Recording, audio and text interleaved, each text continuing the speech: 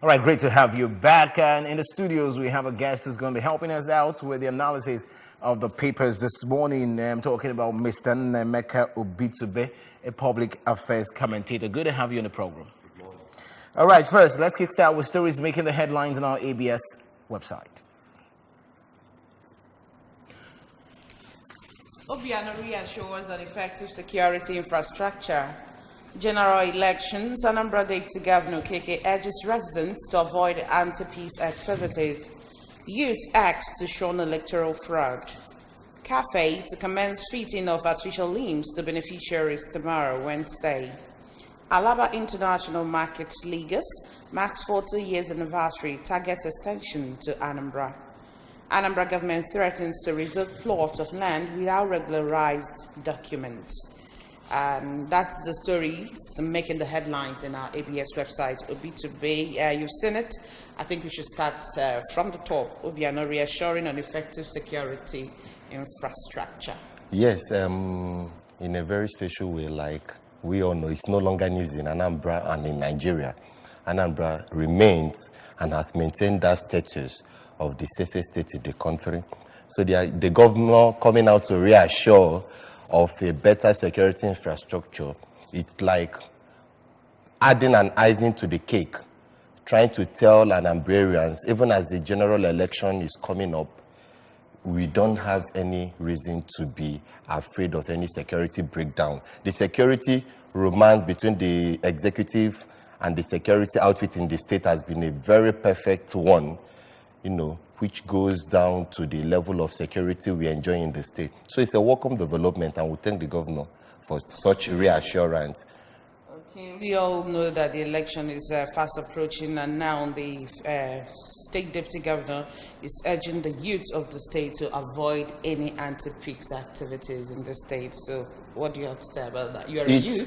Yes, but I want to also tell the Anambra youth and the Nigerian youth in general, gone are the days where politicians would just use and dump the young people.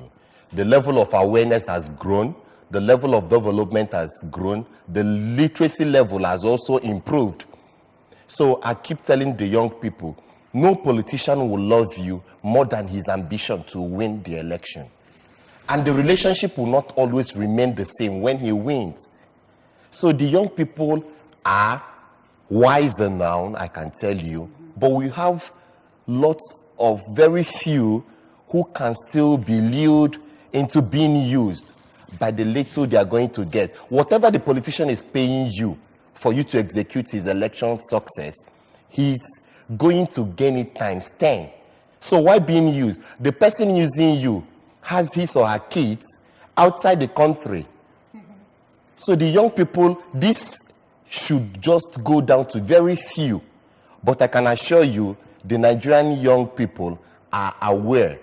So election violence, we should go a little bit step ahead, engaging these politicians, not engaging us in the wrong aspect. It's time for us to engage the politicians too. So young people should avoid every incentive the politician tried to lure us into electoral violence. All right, in Anambra State, not only do we have a friendly governor, a governor that knows how to care for his people, the wife also is there to see that all the needs, especially those living with disabilities, that she always attends to their needs. Talking about cafe to commence fitting of artificial limbs to beneficiary, it will start Wednesday. There was some time ago they called them for measurements, and now it's back. So no, I give Anambra government kudos with regards to people relationship and giving people with disability sense of belonging in the society. The president just passed a disability bill, but I can assure you before now, I think last year, Anambra State passed that bill. And I can also tell you in Anambra State, the governor has a special advisor to the governor on disability matters. So Anambra State, as light of the nation, we have always set the pace. Like one state governor was being advised on national telly, come down to Anambra State and find out what they are doing. So it's kudos to the governor, and also very big kudos to the wife of the governor, because for a very long time now, she has given these people living with disability sense of belonging. Yeah. Like in some ministries, you see people with disability being given positions, being given an opportunity to serve the state. This will help some of them live longer. Because when we think why people commit suicide, sometimes discrimination, the way the society treats them.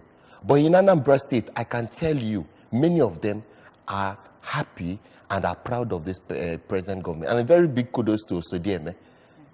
All right, well, let's move on to the very first papers this morning. We've got a few of them, but let's start with the Daily Times stories making the headlines on the Daily Times this morning. The big one, corruption still pervades some MDAs despite our efforts. That's coming from the President. Buhari says all government agencies must account for public funds. Those who looted Nigeria won't escape justice. On top of that story, anxiety trails non-release of probe report on suspended NHIS boss.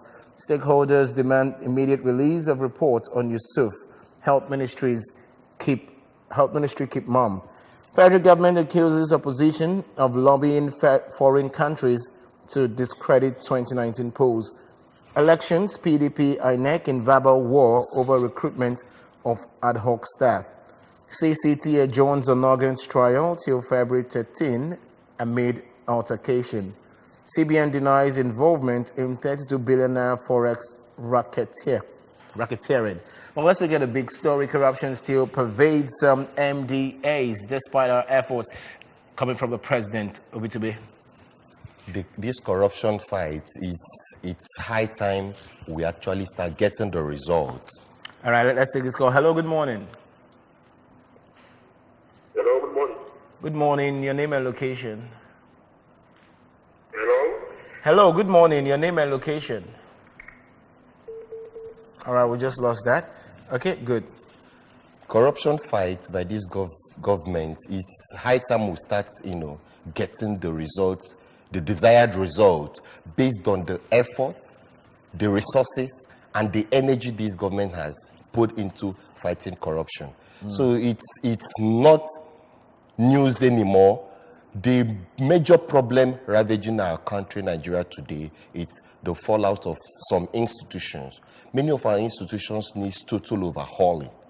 That's why when people clamor for restructuring, some cabals, some privileged sector of the country, I don't know their fears.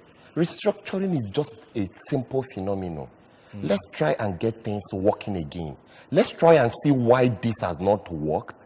Let's try and see what we do to revitalize some of these institutions. All right, let's quickly look at this too. Federal government opposition accuses opposition of lobbying for foreign countries to discredit 2019 polls. What's your take on that? This is not time for accusations and counter-accusations. This is a time to go down to the Nigerian people and convince them and tell them why they must vote you. I don't know why they are raising that doors, but why would you accuse the opposition, whereby some of these foreign countries, we are beneficiaries? Like Nigerian election, I can tell you, it's a big interest. The world is interested. Africa is interested. Remember, we are giant of Africa, though quote unquote on paper, but the world is interested in the outcome of the election. It's a global world, it's a global village. So the federal government accusing the opposition. If the opposition feels there is a role, positive role the international community needs to play, why not? After all, we have international observers, and they are liaising with INEC. Some of the reports from these international observers are what helped our electoral reforms we have now. All right, thank you. Let's move on to the next paper. The Punch newspaper stories making the headlines. CCT Chair Onogan's cancel clash. Senate withdraws Supreme Court suit. Suspended CJN must appear on February 13. CCT is saying. Then up there we have reports says Atiku only got temporary waiver to enter US. Elections brutal. Others clamped down on IPOB Southeast groups. Why Osibajo chartered private chopper for Kabatri investigation. I withdrew from race because of ACP and leaders' greed, as a person. Federal government disagrees with IMF on economic growth forecast. 3 APC members killed in Lagos campaign crash. Police arrest one, hunt for other Lagos hotelier managers killer. Humanitarian crisis in Northeast worsening, says Red Cross. JAMB registers 1.2 million candidates in 26 days. All right, let's look at the big story there, talking about Onoge, the CCT chairman. They are saying that he must appear in court on February 13th. That is the CCT, yeah, and the Senate also withdrew the Supreme Court suit. You know, this Onoge's case is a very delicate one, and since then, if you watch, some of the big wigs in the legal profession has been making comments, accusations and counter-accusations, opinions. But it's a matter of law, and I can tell you, the hasty interest of the federal government in the case messed up this whole case. The federal government could have quietly and easily followed the due process. If Onege has admitted he erred, the federal government could have just simply written to NJC, followed up the case. But writing to NJC, charging the Chief Justice of Nigeria the same day and charging him the same day, it all gave the suspicion of the accusation by the opposition. So this case, let's wait till February, but I can tell you, it's a very big case that is either going to make or mar the judiciary. All right, let's look at the statement by Ezra Personally. I withdrew from race because of ACP and leaders' greed. Our politicians are fantastically funny people, because you can't hold them for their word. I can tell you, maybe 2 days to the election, somebody else will still withdraw. So what happens to your litany of followers? What happens to the people? That is why it still falls back on the young people following politicians. We must tread with caution. Like somebody will be down somewhere in his village now fighting for Ezekwesili. I can tell you, before she withdrew, I came into the state one evening and met some group of people discussing. So even some of our followers were not aware she withdrew. So that boils down to politicians instigating, confusing the electorate. Few days to the election, you're withdrawing. So all this while, you were not aware. And I can tell you, the party has charged her because they needed her to account for the campaign funds. But then again, I want to ask you: would you blame her for withdrawing? Because then again, away from the fact that they have followers, the politicians have followers that are following them. They don't know what they are going through. So for her to probably come out and say that she's withdrawing because of the greed, probably she's looked at it and like, say, it's going to be a dead end. So were you blaming her for withdrawing, or you were blaming her for withdrawing? But I would blame her the manner she withdrew. If she had come out on a press conference to address her followers, she withdrew on her Twitter account. The first breaking news came from her Twitter account. And how many of our followers are there? And before the withdrawal, it was just a few days after the debate. So if she had used that opportunity whereby the world, people were watching, if she had used that opportunity, I'm even scared continuing, but I'm yet to make a decision. She just wakes up and withdraw. Let's hold it there. Let's hold it there. Statement. All right. Let's move on to the next paper, the Daily Sun. Stories making the headlines. Onoge trial must continue, says CCT insists suspended CJN has to appear. Well, on top of that story, Buratai Army Chief orders clamp down on IPOB. 2019 Nigeria votes 11 days to February 16. Obi Agbaje shake Lagos market as bid to stop campaign fails. Nigerians in U.S. adopt Atiku. Retired generals endorse Buhari. Igbo World Union kicks over Atiku's adoption. While Buhari corruption still in government agencies, says funds being diverted despite anti-craft fight. Rivers APC crisis. Appeal court orders stay of execution. We will win election, PDP. Opposition working with foreign intelligence service to discredit 2019 polls, federal government. I would have died with my elder brother in helicopter crash. That's coming from Osibajo himself. Well, let's move away from the Onogan story and talk about the Buratai Army Chief orders clamp down on IPOB. Anyway. Of course, if you've not, I want to believe you've known, stories making the lines, the rounds rather, that IPOB was saying no referendum, no elections, don't come out, and vote. And this is actually not a very good one for February 16th. I wonder who advises IPOB. People should not fall easily to such deceit. Unlike if you want to find out how rascality starts, this is just it. People are not yet informed. Whose interest is it if you don't come out? Whose interest? At some point, the people should actually sit back and actually know what they deserve and what they want and where they are heading to. So when you tell people not to come out to vote, so does it has any effect on the other part of the country?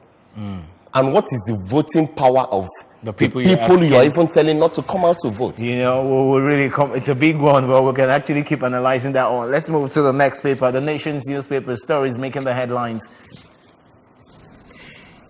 APC, PDP step up attacks. Government, opposition raises 10-man team in bid to discredit polls. PDP accuses ruling party, INEC, of plotting to rig elections. CCT insisting on against the parents.